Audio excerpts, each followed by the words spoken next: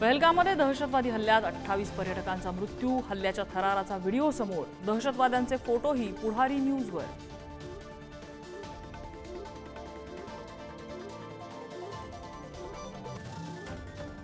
दहशतवादी हल्ल्याला सडेतोड उत्तर देणार, अशा हल्ल्यांना भारत घाबरणार नाही, संपूर्ण जग बघेल असं उत्तर मिळेल, संरक्षण मंत्री राजनाथ सिंह यांची प्रतिक्रिया।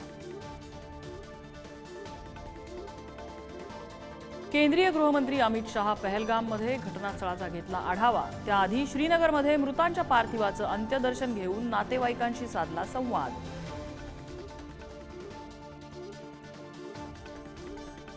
पंतप्रधान मोदींची राष्ट्रीय सुरक्षा सल्लागार अजित डोवाल आणि परराष्ट्र मंत्री एस जयशंकर यांच्यासोबत उच्चस्तरीय बैठक, दहशतवादी हल्ल्याला जशास तसं उत्तर देण्यावर चर्चा, तिन्ही सैन्य दलांना अलर्ट राहण्याचे आदेश।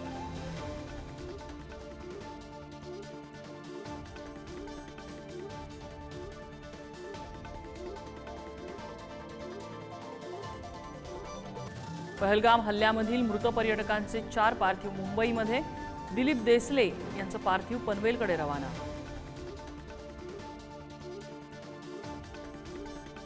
राज्यातल्या 6 मृतांचं पार्थिव आणि मुंबई आणि पुण्यामध्ये आणणार, 4 मंत्र्यांवर विविध जबाबदाऱ्या, मुख्यमंत्री फडणवीसांची माहिती, तर मृतांच्या नातेवाईकांना 5 लाखांची मदत जाहीर।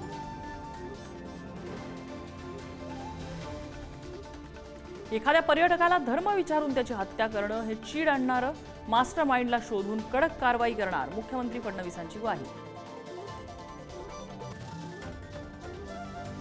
पहलगाम दहशतवादी हल्ल्याचे जम्मू काश्मीरमध्ये तीव्र पडसाद, श्रीनगरसह अनेक ठिकाणी बंद, अनेक शहरात दहशतवादी कारवायांविरोधात निदर्शनं। काश्मीरात झालेला हल्ला संतापजनक, सगळ्यांनी निषेध करण्याचं राष्ट्रीय स्वयंसेवक संघाचं आवाहन, ठोस कारवाईचीही गरज असल्याची व्यक्त केली भावना।